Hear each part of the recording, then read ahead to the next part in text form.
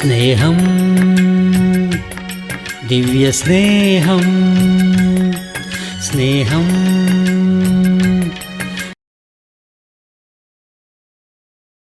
ഒരു സഭയിൽ ഉള്ളതായ വ്യക്തികൾ എല്ലാവരും, ഞങ്ങളുടെ ദേശത്തെ ഒരു ചെറിയ സഭയിലെ വ്യക്തികൾ എല്ലാവരും കൂടെ പ്രാർത്ഥിക്കുകയാണ്. കർത്താവേ, ഞങ്ങളെ എല്ലാവരെയും ഒരു ഉരുളയാക്കി നീ മാറ്റുമാറാകണമേ.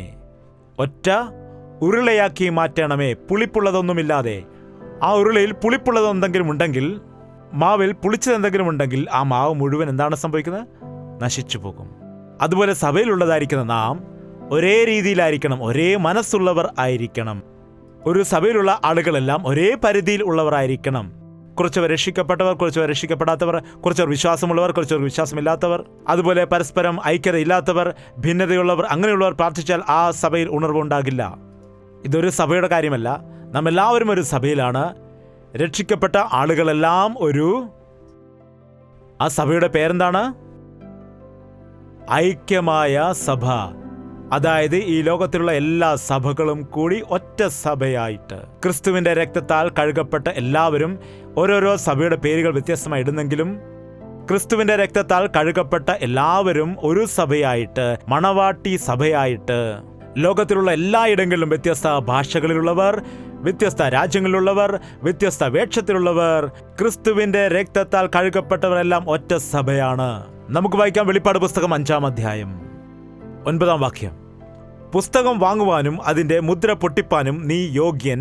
നീ അറുക്കപ്പെട്ടു നിന്റെ രക്തം കൊണ്ട് സർവ്വഗോത്രത്തിലും ഭാഷയിലും വംശത്തിലും ജാതിയിലും നിന്നുള്ളവരെ ദൈവത്തിനു വേണ്ടി വിലയ്ക്കു വാങ്ങി ഞങ്ങളുടെ ദൈവത്തിന് അവരെ രാജ്യവും പുരോഹിതന്മാരും ആക്കി വച്ചു. അവർ ഭൂമിയിൽ വാഴുന്നു എന്നൊരു പുതിയ പാട്ട് അവർ പാടുന്നു. പുതിയ പാട്ടവർ പാടുന്നു. എവിടെയുള്ളവരാണ്? കേരളത്തിലുള്ളവരാണോ? ഏത് നാട്ടുകാരാണ്? മലയാളീസാണോ? ഏത് നാട്ടുകാരാണ്? സർവ്വഗോത്രത്തിലും സർവ്വഭാഷയിലും സർവ്വവംശത്തിലും സർവ്വഗോത്രത്തിലും ജാതിയിലും നിന്നുള്ളവരെ ദൈവത്തിനായി വിലയ്ക്ക് വാങ്ങി. വ്യത്യസ്ത ഭാഷയിലും ഗോത്രത്തിലും വംശത്തിലും ദേശങ്ങളിലുമുള്ള ആളുകളെല്ലാം, ചൈനക്കാരും ജപ്പാൻകാരും കൊറിയക്കാരും അമേരിക്കക്കാരും ഇംഗ്ലണ്ടുകാരും എല്ലാം എന്താണ്? ആഫ്രിക്കൻ ഭൂഖണ്ഡത്തിലുള്ള ആഫ്രിക്കക്കാര്, ഇന്ത്യക്കാര്, അതുപോലെ എത്രയോ വ്യത്യസ്ത രാജ്യങ്ങളിൽ നിന്നോ ഉള്ള ആളുകൾ, നമ്മുടെ രാജ്യത്തെയുള്ള വ്യത്യസ്ത രീതിയിലുള്ള ആളുകൾ. നിങ്ങൾക്ക് വേണമെങ്കിൽ അത് തരം തിരിച്ചെഴുതാം. എന്നാൽ യേശുവിൽ വിശ്വസിച്ച ശേഷം ഇതെല്ലാം മാറിപ്പോകുമെന്നാണ്. എന്നാൽ എവിടേക്കാണ് മാറുന്നത്? എവിടേക്ക് മാറുകയുമില്ല, എവിടെ നിന്ന് വരികയുമില്ല. യേശുക്രിസ്തു എന്ന് പറയുന്നത് ഒരു കുലത്തിനുള്ളവരല്ല. യേശുക്രിസ്തു ഒരു മതം സ്ഥാപിക്കാൻ വേണ്ടി വന്ന വ്യക്തിയല്ല. യേശുക്രിസ്തു ഒരു മാർഗം കാണിച്ചു തന്ന വ്യക്തിയാണ്. യേശുക്രിസ്തു എല്ലാവരുടെയും ദൈവമാണ്. എല്ലാ ജാതിക്കാരുടെയും, എല്ലാ ഭാഷക്കാരുടെയും, എല്ലാ ദേശക്കാരുടെയും, എല്ലാ തരക്കാരുടെയും ദൈവമാണ്. യേശുക്രിസ്തു സർവ്വജനത്തിന്റെയും ദൈവമായിരിക്കുകയാണ്. ഈ ദിവസം ആരൊക്കെയാണ് അവന്റെ രക്തത്താൽ കഴുകപ്പെട്ടത്, അവന്റെ രക്തത്താൽ വിലയ്ക്ക് വാങ്ങപ്പെട്ടത്? അവരെ വീണ്ടെടുക്കാൻ കർത്താവ് വാനമേഘത്തിൽ വരാൻ പോവുകയാണ്. അവന്റെ രക്തത്താൽ വില കൊടുത്തു വാങ്ങിയവർ.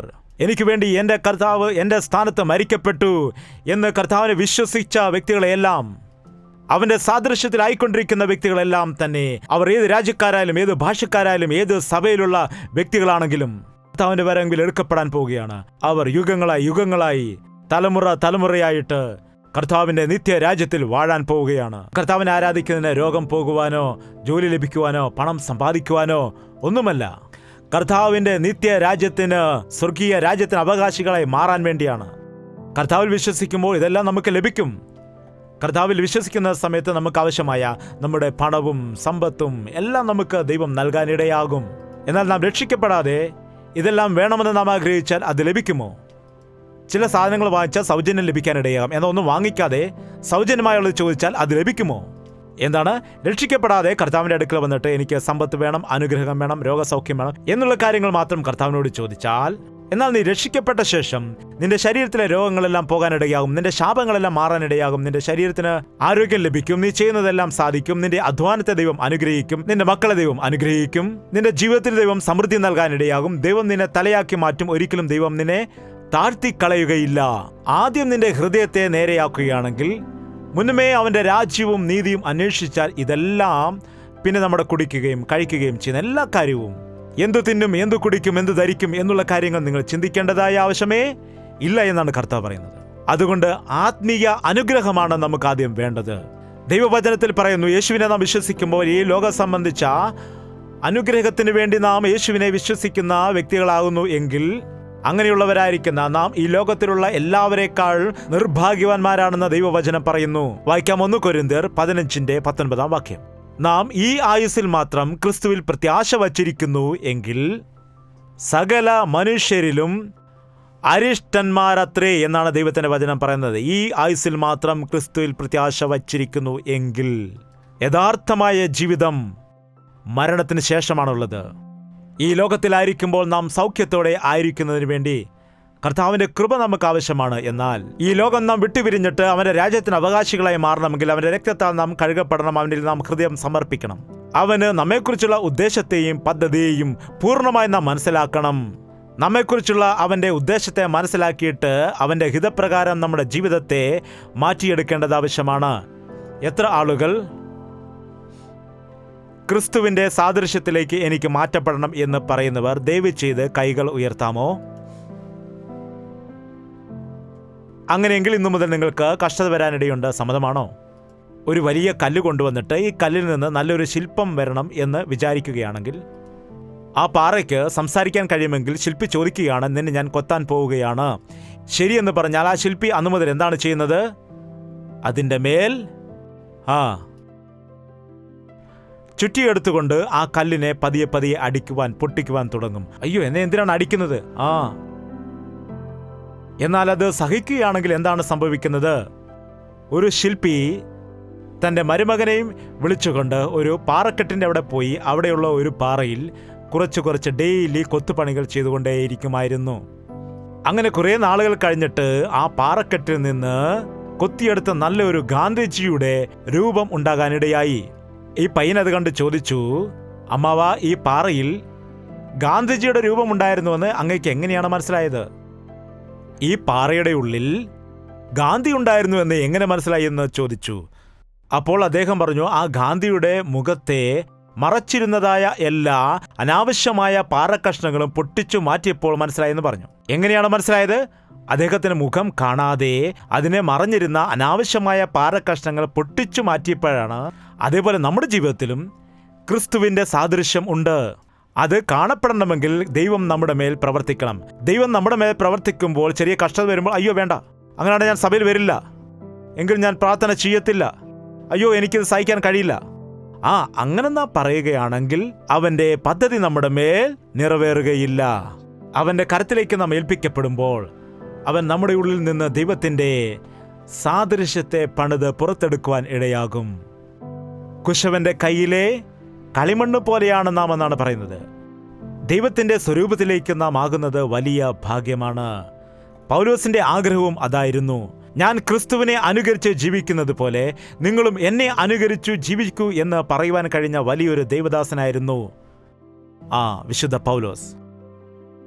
ഞാൻ യേശുവിൻ്റെ പാതകളെ പിന്തുടരുന്നു, നിങ്ങളും എൻ്റെ പാതകളെ പിന്തുടരൂ എന്ന് എല്ലാ മാതാപിതാക്കളും എല്ലാ ദൈവദാസന്മാരും എല്ലാ ദൈവമക്കളും വിശ്വാസികളും സഭയിലെ മൂപ്പന്മാരുമെല്ലാം പറഞ്ഞിരുന്നെങ്കിൽ എത്രയോ ആളുകൾ ഇന്ന് കർത്താവിനെ അനുകരിക്കുമായിരുന്നു.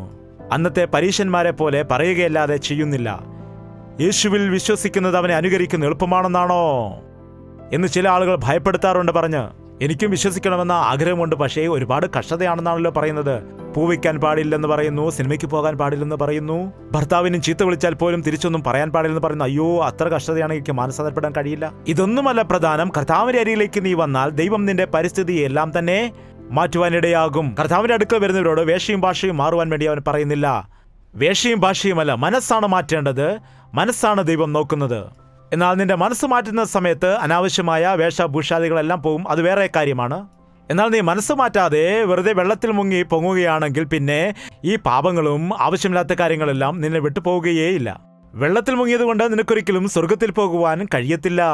നിന്റെ പേര് മാറ്റിയത് കൊണ്ട് നിനക്ക് സ്വർഗത്തിൽ പോകുവാൻ കഴിയത്തില്ല. മറക്കരുത്.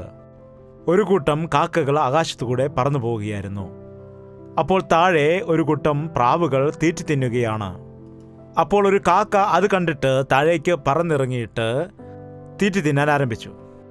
അങ്ങനെ തിന്നുകൊണ്ടിരിക്കുമ്പോൾ ഈ പ്രാവിൻകൂട്ടം അത് കണ്ടപ്പോൾ, നോക്ക്, വെളുത്ത നമ്മുടെ അടുക്കളയിൽ കറുത്ത കാക്ക വന്നിരിക്കുന്നു എന്ന് പറഞ്ഞ് അതിനെ ഓടിച്ചു വിട്ടു. അങ്ങനെ ഓടിച്ചു വിട്ട സമയത്ത്, അയ്യോ എൻ്റെ കളർ മാറിയത് കൊണ്ടാണല്ലോ എന്നെ ഓടിച്ചു വിട്ടതെന്ന് പറഞ്ഞിട്ട് അവിടെ ഒരു ചാരത്തിൻ്റെ കൂമ്പാരം ഉണ്ടായിരുന്നു. ആ ചാരക്കൂമ്പാരത്തിൽ കാക്ക കിടന്ന് ഉരുണ്ടിട്ട് അങ്ങനെ വെളുത്ത കളറാക്കി വെളിയിൽ വന്നു. അങ്ങനെ വെളിയിൽ വന്ന ശേഷം വീണ്ടും പ്രാവിൻ്റെ കൂട്ടത്തിൽ കൂടെ ഭക്ഷണം കഴിക്കുമ്പോൾ ഒരു പ്രാവ് ഇത് കണ്ട് നോക്കിക്കൊണ്ടേയിരിക്കുകയാണ്. കളർ നമ്മുടേതാണ്, എന്നാൽ കാക്ക ഒരിക്കലും അതിൻ്റെ ചുണ്ടുകൾ നേരെ വെച്ചിട്ട് തീറ്റി കൊത്തി തിന്നുകയില്ല. കാക്ക ചുണ്ട് വശത്തേക്ക് വെച്ചിട്ടാണ് കൊത്തുന്നത്. അങ്ങനെ വെച്ചാണ് ആ കാക്ക തിന്നുന്നത്. നോക്ക്, ഇതിൻ്റെ ചുണ്ടുകൾ വേറെയായിരിക്കുന്നു. അത് നമ്മെപ്പോലെയല്ല ഭക്ഷണം കഴിക്കുന്നത്. അതിൻ്റെ ചിറകുകൾ നോക്കുമ്പോൾ നിറമെല്ലാം ഒരുപോലെയാണെങ്കിലും അതിൻ്റെ തീറ്റി തിന്നുന്ന രീതി വേറെയാണ് എന്ന് പറഞ്ഞ് ഓടിച്ചപ്പോൾ വീണ്ടും കാക്ക പോയിട്ട് അത് നല്ലോണം ഒരച്ച് വൃത്തിയാക്കി കൊണ്ടുവന്നിട്ട് വീണ്ടും പ്രാവ് കഴിക്കുന്നത് പോലെ ആ തീറ്റി തിന്നുവാൻ ആരംഭിച്ചെന്നാണ് കഥ പറയുന്നത്. ഇപ്പോൾ കുഴപ്പമില്ല, നമ്മെപ്പോലെയാണ് കഴിക്കുന്നത് എന്ന് പറഞ്ഞപ്പോൾ അവിടെ തീറ്റി കഴിഞ്ഞ ശേഷം മറ്റൊരു സ്ഥലത്തേക്ക് പോകുമ്പോൾ പ്രാവ് എങ്ങനെയാണ് നേരെയാണ് പോകുന്നത്, എന്നാൽ കാക്ക എങ്ങനെയാണ് ഓരോ കാല് പൊക്കി ടിക്കോം ടിക്കോം എന്നാണ് നടക്കുന്നത്. അയ്യോടാ, ഇതിൻ്റെ നിറം ഒരുപോലെയാണ്, ഇതിൻ്റെ ചുണ്ടും നമ്മുടേതുപോലെയാണ്, എന്നാൽ ഇത് നടക്കുന്നത് വേറെ രീതിയിലാണെന്ന് പറഞ്ഞപ്പോൾ വീണ്ടും അവിടെ പ്രശ്നമുണ്ടായി. അത് വീണ്ടും ചെന്നിട്ട് നടക്കുവാൻ നല്ലവണ്ണം പ്രാക്ടീസ് ചെയ്ത് തീറ്റി തിന്നാൻ ആരംഭിച്ചു എന്നാണ്. ഈ സമയത്ത് അതിൻ്റെ വയറ് നിറയുവാനിടയായി. ആ വയറ് നിറഞ്ഞതായ ആ സന്തോഷത്തിൽ എന്താണ്, ആകാശത്ത് കാക്കയുടെ കൂട്ടം കാക്ക എന്ന് വിളിച്ചു പോകുമ്പോൾ കാക്ക എന്ന് അതും കരഞ്ഞു. നോക്ക്, ഇതിൻ്റെ നിറം നമ്മുടേതാണ്, ഇതിൻ്റെ ചുണ്ട് നമ്മുടേതുപോലെയാണ്, ഇതിൻ്റെ നടപ്പ് നമ്മുടേതുപോലെയാണ്, എന്നാൽ ഇതിൻ്റെ ശബ്ദം നമ്മുടേതല്ലെന്ന് പറഞ്ഞ് എല്ലാം കൂടെ കൂടിയ കാക്കയെ കൊന്നുകളഞ്ഞു എന്നാണ്. എന്താണ്, ഇതുപോലെയാണ് നമ്മളിൽ പല ആളുകളും ഈ കാലത്ത് പേര് മാറ്റുന്നത്, ഹല്ലേലൂയ പറയാൻ പഠിക്കുന്നത്, എന്താണ്, അല്ലെങ്കിൽ വെള്ള വസ്ത്രം ധരിച്ചു കൊണ്ടുവരുന്നത്, അതുപോലെ ക്രിസ്ത്യാനികളുടെ ബൈബിൾ കയ്യിൽ പിടിച്ചുകൊണ്ട് വരുന്നത്. ഈ പുറമേയുള്ളതായ വേഷവും ഭൂഷാദികളുമെല്ലാം മാറും, എന്നാൽ യഥാർത്ഥമായ ഹൃദയത്തിന് മാറ്റമുണ്ടാകുന്നില്ല എങ്കിൽ, മനസ്സിന് മാറ്റമുണ്ടാകുന്നില്ല എങ്കിൽ അത് യഥാർത്ഥമായ രക്ഷയുടെ അനുഭവം അല്ല. വേഷഭൂഷാദികൾ മാറ്റിക്കൊണ്ട് യാതൊരു പ്രയോജനവുമില്ല. ഒരുവൻ ക്രിസ്തുവിലായാൽ അവൻ പുതിയ സൃഷ്ടിയാകുന്നു, പഴയത് കഴിഞ്ഞു പോയിരിക്കുന്നു, സകലതും പുതുതായിരിക്കുന്നു. കല്ലുപോലുള്ള നിങ്ങളുടെ ഹൃദയങ്ങളെ മാറ്റി മാംസമായ ഹൃദയം നൽകുമെന്നാണ്, പുതിയൊരു ഹൃദയം നൽകുമെന്നാണ് കർത്താവ് പറയുന്നത്. മാനസാന്തരം എന്ന് പറയുമ്പോൾ മനസ്സിന് മാറ്റമുണ്ടാകണം. മനസ്സിന് മാറ്റം ഉണ്ടാകാതെ മതം മാറുന്നതിൽ കൂടിയോ പേര് മാറുന്നതിൽ കൂടിയോ വേഷങ്ങൾ മാറുന്നതിൽ കൂടിയോ യാതൊരു തരത്തിലുള്ള പ്രയോജനവും ഇല്ല എന്ന് നാം മനസ്സിലാക്കണം. അതാണ് പൗലോസ് ദൈവവചനത്തിലൂടെ പഠിപ്പിക്കുന്നത്. യഥാർത്ഥമായ ക്രിസ്ത്യാനിത്വം എന്താണെന്ന് ഇന്ന് അനേകം ആളുകൾക്ക് മനസ്സിലാവുന്നില്ല. ഒരു വ്യക്തിയെ പുതിയ സൃഷ്ടിയായി മാറ്റിയെടുത്ത് അനാദികാലം മുൻപേ ദൈവത്തിൻ്റെ മനസ്സിൽ ഉണ്ടായിരുന്ന പദ്ധതി പ്രകാരം അവരെ അനുഗ്രഹിക്കണം, അവരെ വളർത്തിയെടുക്കണം, അവരെ തന്നോടൊപ്പം തലമുറയായി യുഗങ്ങളായിട്ട് എന്നോടൊപ്പം ജീവിക്കണമെന്ന് ആഗ്രഹിക്കുന്നു. ജയിക്കുന്നവന് ഞാൻ ജീവന്റെ കിരീടം കൊടുക്കുമെന്ന് വചനം പറയുന്നു. എവിടെ ഇരുത്തുമെന്നാണ് പറയുന്നത്? ജയിക്കുന്നവനെ ഞാൻ എന്നോടൊപ്പം. അങ്ങനെ പറയുമ്പോൾ ഒരുവൻ ഇങ്ങനെ പറഞ്ഞു, കൊള്ളാം, ജയിച്ചതായ പാസ്റ്റർമാർ അവിടെ എല്ലാം പോയി ഇരിക്കും, പിന്നെ ഞങ്ങൾക്ക് എവിടെയാണ് ഇരിക്കാൻ സ്ഥലമെന്ന് ഒരുത്തൻ ചോദിച്ചു. എന്താണ്, ജയിച്ചവരായ എല്ലാവരും സിംഹാസനത്തിൽ പോയി ഇരിക്കാനിടയാകും, പിന്നെ പുറകെ വരുന്ന ഞങ്ങൾക്കൊക്കെ എവിടെ ഇരിക്കാനാണ് സ്ഥലം ഉണ്ടായിരിക്കുമെന്ന് അദ്ദേഹം പറഞ്ഞു. സ്ഥലമുണ്ടായിരിക്കുമോ? ദൈവത്തിൻ്റെ സ്വരൂപം എങ്ങനെയാണെന്ന് നിങ്ങൾക്ക് അറിയാമോ? നല്ലതായി, ആകാശം അവൻ്റെ സിംഹാസനം, ഭൂമി അവൻ്റെ പാദപീഠം. അതായത് ആകാശത്തിൽ ഇരിക്കുകയാണെങ്കിൽ അവന് കാലുവയ്ക്കാനുള്ള ഒരു പീഠം പോലെയാണ് ഈ ഭൂമി ആയിരിക്കുന്നത്. അപ്പോൾ നാം മനസ്സിലാക്കണം, അവൻ്റെ കാല് മുതൽ അവൻ്റെ തലവരെ നോക്കുകയാണെങ്കിൽ ഈ ഭൂമിക്ക് എത്രമാത്രം ഉയരമുണ്ടോ അത്രമാത്രം ഉയരം ഉണ്ടാകും ആ കാലുകൾക്ക്. നോക്ക്, നമുക്ക് ചിന്തിക്കുവാൻ കഴിയുമോ? നമുക്ക് സങ്കല്പിക്കാൻ കഴിയുമോ? ആകാശത്തിൽ ഇരിക്കുകയാണെങ്കിൽ അവൻ്റെ മുകളിൽ എത്രമാത്രം ഉയരമുണ്ടെന്ന് നമുക്ക് മനസ്സിലാക്കാൻ കഴിയില്ല. എന്നാൽ ആകാശം എന്നത് അവൻ ഇരിക്കുന്നതായ സിംഹാസനമാകുന്നുവെങ്കിൽ, എന്നോടൊപ്പം നിങ്ങളെ ഇരുത്തുമെന്ന് പറയുമ്പോൾ ഭൂമിയിലുള്ള സകലരെയും അവൻ്റെ അടുക്കൽ ഇരുത്തിയാലും വീണ്ടും അവിടെ സ്ഥലം ഉണ്ടാകുമോ ഇല്ലയോ? നിങ്ങൾ ഒരു നിമിഷം ആലോചിക്കൂ. നിങ്ങൾ ഒരിക്കലും ഭാരപ്പെടേണ്ട. എത്ര ആളുകൾ വന്നാലും സ്വർഗലോകത്തിൽ സ്ഥലമുണ്ടെന്നാണ് കർത്താവ് പറയുന്നത്. എത്ര ആളുകൾ വന്നാലും സ്വർഗത്തിൽ സ്ഥലമുണ്ട്. റൂമില്ല എന്നുള്ള ബോർഡ് അവിടെ ഇല്ല, ഹൗസ്ഫുൾ എന്നുള്ള ഒരു ബോർഡും അവിടെ ഇല്ല. ആരും നശിച്ചു പോകുന്നത് എനിക്കിഷ്ടമല്ല എന്ന് കർത്താവ് പറയാനിടയായി. ഒരു നിമിഷം എല്ലാവരും എഴുന്നേറ്റ് നിൽക്കുകയാണെങ്കിൽ നമുക്കൊരുമിച്ച് പ്രാർത്ഥിക്കാം. പരിശുദ്ധാത്മാവ് ഈ ദിവസം നിന്നെ അഭിഷേകിക്കുവാൻ ആഗ്രഹിക്കുകയാണ്.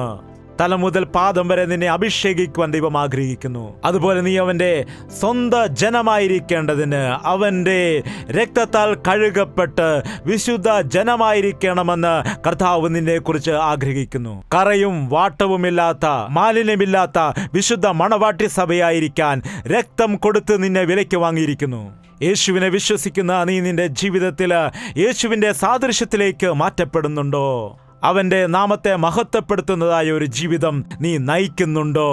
കർത്താവിനോട് നീ വായ് തുറന്ന് പറയൂ, ഇപ്പോഴും ഞാൻ പാപകാര്യങ്ങൾ ചെയ്യുന്നുണ്ട് കർത്താവേ, ഇപ്പോഴും ഞാൻ തെറ്റായ കാര്യങ്ങൾ ചെയ്യുന്നുണ്ട് ദൈവമേ, രഹസ്യമായി ഞാൻ പാപം ചെയ്യുന്നുണ്ട്, എൻ്റെ കോപത്തെ എനിക്ക് അടക്കുവാൻ കഴിയുന്നില്ല, അതുപോലെ എൻ്റെ ദേഷ്യത്തെ എനിക്ക് നിയന്ത്രിക്കുവാൻ കഴിയുന്നില്ല കർത്താവേ, ഞാൻ വിചാരിക്കാതെ തന്നെ എൻ്റെ ജീവിതത്തിൽ അസൂയ ഉണ്ടാകുന്നു, എൻ്റെ ജീവിതത്തിൽ പാപത്തിന്റെ ചിന്തകൾ കടന്നു വരുന്നുണ്ട്. ഈ പഴയ സ്വഭാവത്തിൽ നിന്ന് എന്നെ വിടുവിക്കണമേ കർത്താവേ. ഞാൻ നിന്റെ മകനാണല്ലോ കർത്താവേ, നീ എന്നെ വിലയ്ക്ക് വാങ്ങിയതാണല്ലോ ദൈവമേ, നിന്നെ പോലെ എന്നെ മാറ്റണമേ ദൈവമേ, നിന്റെ സ്വരൂപം എനിക്ക് നൽകണമേ എന്ന് വായ് തുറന്ന് എല്ലാവരും പ്രാർത്ഥിക്കുക. ആരും സൗഖ്യങ്ങൾ വേണം, സമ്പത്ത് വേണം, പണം വേണം, വസ്തു വേണം എന്നതും ചോദിക്കേണ്ട കാര്യമേ ഇല്ല. നീ അവന്റെ സാദൃശ്യം വേണമെന്ന് ചോദിക്കുകയാണെങ്കിൽ, നീ അവനെ പോലെ ആകുവാൻ ആഗ്രഹിക്കുകയാണെങ്കിൽ നിനക്ക് സൗഖ്യം മാത്രമല്ല, നീ അനേകരെ സൗഖ്യപ്പെടുത്തുന്ന രീതി ദൈവം നിന്നെ മാറ്റുവാൻ ഇടയാകും. നീ നന്നാവുക മാത്രമല്ല, അനേകർക്ക് അനുഗ്രഹമായി തീരുവാൻ നിന്നെ കുറിച്ച് ആഗ്രഹിക്കുന്നു. ദൈവം നിന്നെ ഉയർത്തുവാൻ ആഗ്രഹിക്കുന്നു. ദൈവം നിനക്ക് നന്മകൾ തന്ന് അനുഗ്രഹിക്കുവാൻ നിന്നെ കുറിച്ച് ആഗ്രഹിക്കുന്നു. കർത്താവേ, നിന്റെ സാദൃശ്യത്തിലേക്ക് എന്നെ മാറ്റണമേ, നിന്റെ സ്വരൂപത്തിലേക്ക് എന്നെ മാറ്റണമേ കർത്താവേ. എന്റെ ഹൃദയത്തിലേക്ക് നീ വരണമേ, എന്റെ ജീവിതത്തിലേക്ക് നീ വരണമേ, എന്നെ നീ പണിയണമേ, എന്നെ നീ ഒരുക്കണമേ. നിന്റെ സാദൃശ്യം എന്നിൽ കാണുന്നത് വരെയും നീ എന്നെ ശുദ്ധീകരിക്കണമേ. എന്നെ പൂർണ്ണമായി നിന്റെ മകനാക്കുവാൻ നീ സഹായിക്കണമേ. എന്റെ മേലുള്ള നിന്റെ പദ്ധതിയെ നീ നിറവേറ്റുമാറാകണം. എന്റെ കുടുംബത്തിനെ നീ അനുഗ്രഹമാക്കി മാറ്റണമേ. എന്റെ മാതാപിതാക്കൾക്ക് എന്നെ അനുഗ്രഹമായി തീർക്കണമേ. എന്റെ കുടുംബത്തിൽ സമാധാനം നൽകണമേ. എന്റെ ജീവിതത്തിലുള്ള എല്ലാ കുറവുകളിൽ നിന്നും ഞങ്ങളെ വിടുവിക്കുമാറാകണമേ. ഞങ്ങളെ നീ അനുഗ്രഹിക്കുമാറാകണമേ. ഞങ്ങളുടെ ജോലിയിൽ നീ അനുഗ്രഹിക്കുമാറാകണമേ. ഒരുവന് ജ്ഞാനം കുറവാണെങ്കിൽ നീ ചോദിക്കുവാൻ പറഞ്ഞു. നിന്റെ ജ്ഞാനം എനിക്ക് വേണം കർത്താവേ. എന്റെ കുടുംബത്തെ നടത്തുവാൻ നിന്റെ ജ്ഞാനം എനിക്ക് വേണം. പരീക്ഷകൾ എഴുതുവാൻ എനിക്ക് നല്ല ജ്ഞാനം നൽകണമേ. ഇന്റർവ്യൂ പാസ്സാകാൻ എനിക്ക് നല്ല ജ്ഞാനം നൽകുമാറാകണം കർത്താവേ. ഞങ്ങളുടെ ജീവിതത്തിൽ ജ്ഞാനമില്ലാത്തത് കൊണ്ട് അനേക കാര്യങ്ങൾ ചെയ്ത് ഞങ്ങളുടെ ജീവിതത്തിൽ നഷ്ടവും കഷ്ടവും ഞങ്ങൾ വരുത്തി വെച്ചിട്ടുണ്ട് കർത്താവേ. ഈ സമയത്ത് നീ ഞങ്ങളെ അനുഗ്രഹിക്കണമേ. കർത്താവിനോട് നമുക്ക് വായ് തുറന്ന് പ്രാർത്ഥിക്കാം. കർത്താവിന് നിന്റെ ജീവിതത്തെക്കുറിച്ച് വലിയൊരു പദ്ധതിയുണ്ട്. കർത്താവിന് നിന്റെ ജീവിതത്തെക്കുറിച്ച് വലിയ ഒരു ഉദ്ദേശമുണ്ട്. അവയെല്ലാം കർത്താവിന് മുൻപിൽ നീ അപേക്ഷിച്ച് കണ്ടുപിടിക്കൂ. ദൈവത്തിന്റെ വചനത്തിൽ കൂടി അതെല്ലാം നീ കണ്ടുപിടിക്കൂ. ദൈവത്തിന്റെ ദാസന്മാരിൽ കൂടി പറയുന്ന സമയം അതെല്ലാം നിന്റെ ഹൃദയത്തിൽ നീ ഏറ്റെടുക്കൂ. അപ്പോൾ ദൈവത്തിന്റെ വലിയ ഉദ്ദേശങ്ങൾ നിന്റെ ജീവിതത്തിൽ നിറവേറാനിടയാകും. പരിശുദ്ധനായ സ്നേഹമുള്ള പിതാവേ, ഞങ്ങളുടെ ഹൃദയങ്ങളിലെ വേദനയെ നീ ഒന്ന് അറിയുമാറാകണമേ. ഏതാവശ്യമാണ് നിന്റെ സന്നിധിയിലേക്ക് ആളുകൾ വന്നിരിക്കുന്നത്, അവരുടെ മേലുള്ള ദൈവത്തിന്റെ പദ്ധതികളെ ദൈവമേ നീ അവർക്ക് വെളിപ്പെടുത്തുമാറാകണമേ. അവരുടെ മേലുള്ള നിന്റെ ഉദ്ദേശത്തെ നീ അവർക്ക് പറഞ്ഞു കൊടുക്കണമേ. ഇനിയും രക്ഷിക്കപ്പെടാത്തവർക്ക് നീ രക്ഷ കൊടുക്കുമാറാകണമേ. മനസാന്തരപ്പെടാത്തവർക്ക് നീ മാനസാന്തരം കൊടുക്കണം. മാനസാന്തരപ്പെടുത്തണമെന്ന് പറഞ്ഞുകൊണ്ട് വിശുദ്ധീകരിക്കപ്പെട്ട ജനത്തെ നിന്റെ അടുക്കലേക്ക് കൊണ്ടുവന്ന് നിന്റെ സാദൃശ്യത്തിലേക്ക് അവരെ ദിനംതോറും മാറ്റിയെടുക്കുവാൻ ഞങ്ങളെ എല്ലാവരും നീ സഹായിക്കുമാറാകണമെന്ന് പ്രാർത്ഥിക്കുന്നു. ഞങ്ങളെ ഒരുക്കണമേ കർത്താവേ. ഞങ്ങളെ മെരുക്കിയെടുക്കണമേ. നിനക്ക് പ്രയോജനമുള്ളവരാക്കി ഞങ്ങളെ മാറ്റിയെടുക്കണമേ. നിനക്ക് ഇഷ്ടമുള്ള മക്കളായി ഞങ്ങളെ മാറ്റിയെടുക്കണമേ. എത്രയോ പേർ നശിച്ചു പോകുമ്പോൾ, എത്രയോ യൗവനക്കാർ നശിച്ചു പോകുമ്പോൾ ഞങ്ങൾക്ക് ആത്മാക്കളെ കുറിച്ചുള്ള ഭാരം നൽകണമേ. ഞങ്ങളുടെ കുഞ്ഞുങ്ങൾ നശിച്ചു പോകാൻ ഇടയാകരുത്. ഞങ്ങളുടെ കുഞ്ഞുങ്ങൾ നിന്റെ രാജ്യത്തിൽ വലിയവരായിരിക്കണം. ഈ ലോകത്തിൽ അവരുടെ ജീവിതത്തിൽ നിനക്ക് പ്രയോജനമുള്ളവരായി ശ്രേഷ്ഠരായി ജീവിക്കാനിടയാക്കണം. രക്ഷിക്കപ്പെടാത്ത യൗവനക്കാരെ എല്ലാം നീ ഈ നിമിഷം ഓർക്കണമേ. രക്ഷിക്കപ്പെടാത്ത കുടുംബ അംഗങ്ങളെ നീ രക്ഷിക്കപ്പെടുത്തുമാറാകണമേ. എൻ്റെ ഭർത്താവ് മദ്യപാനിയായിരിക്കുന്നു, എൻ്റെ കുടുംബത്തിൽ ഒരു സമാധാനവുമില്ല എന്ന് ഏതു സ്ത്രീയാണോ നിന്നോട് നിലവിളിക്കുന്നത്, ആ ഭർത്താവിന് വേണ്ടി ഞങ്ങൾ പ്രാർത്ഥിക്കുകയാണ്. അവനിപ്പോൾ എവിടെയായിരിക്കുന്നു എങ്കിലും കർത്താവേ, നിന്റെ ആത്മാവിനാൽ അവനോട് ഇടപെടുമാറാകണമേ. നിന്റെ സന്നിധിയിലേക്ക് അവനെ നടത്തുമാറാകണമേ. അവന്റെ ഹൃദയത്തിൽ മാനസാന്തരം കൊടുത്ത് നിന്റെ സന്നിധിയിലേക്ക് അവനെ കൊണ്ടുവന്ന് അവന്റെ കുടുംബത്തെ അനുഗ്രഹിക്കാൻ നീ സഹായിക്കുമാറാകണമേ. നീ അത്ഭുതങ്ങൾ ചെയ്യുന്ന ദൈവമാണെന്ന്, മനുഷ്യരുടെ മനസ്സിനെ മാറ്റുന്ന ദൈവമാകുന്നുവെന്ന്, ഹൃദയത്തെ മാറ്റുവാൻ കഴിയുന്ന ഒരേ ഒരു ദൈവമേ ഉള്ളൂ എന്ന് ഞങ്ങൾ വിശ്വസിക്കുന്ന ദൈവമേ, ഞങ്ങളുടെ ജീവിത രീതി മാറ്റിക്കൊണ്ട്, ഞങ്ങളുടെ ആചാരങ്ങളും പദ്ധതിയും മാറ്റിക്കൊണ്ട്, പുറമെയുള്ള ഭക്തിയിൽ മാത്രം ഞങ്ങൾ തൃപ്തിപ്പെടാതെ അന്തരംഗങ്ങളിൽ ശുദ്ധീകരണം പ്രാപിച്ച് നിന്റെ രാജ്യത്തിന്റെ അവകാശികളായി മാറുവാൻ ഞങ്ങളെ ഒരുക്കുവാൻ സഹായിക്കുമാറാകണമേ. യേശുക്രിസ്തുവിന്റെ നാമത്തിൽ അപേക്ഷിക്കുന്നു പിതാവേ. നമ്മുടെ പിതാവായ ദൈവത്തിന്റെ സ്നേഹവും പുത്രനായ യേശുക്രിസ്തുവിന്റെ കൃപയും ആശ്വസിപ്പിച്ച് വഴി നടത്തുന്ന പരിശുദ്ധാത്മാവിന്റെ കൂട്ടായ്മയും സഹവാസവും കൂടി വന്നിരിക്കുന്ന സകലരുടെ മേൽ എല്ലായ്പ്പോഴും ഉണ്ടാകുമാറാകട്ടെ. ആമേൻ, ആമേൻ, ആമേൻ.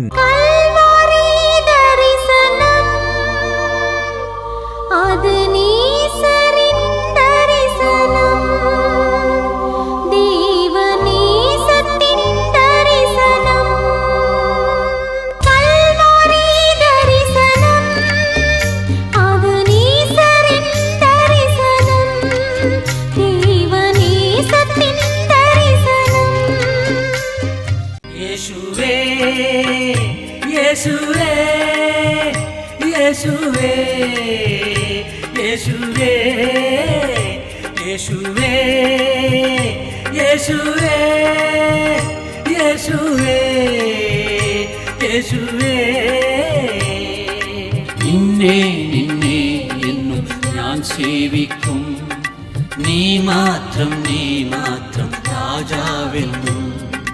നിന്നെ നിന്നെ എന്നും ഞാൻ സേവിക്കും, നീ മാത്രം രാജാവെന്നും. യേശുവേ യേശുവേ യേശുവേ യേശുവേ യേശുവേ യേശുവേ യേശുവേ യേശുവേ യേശുവേ യേശുവേ യേശുവേ യേശുവേ യേശുവേ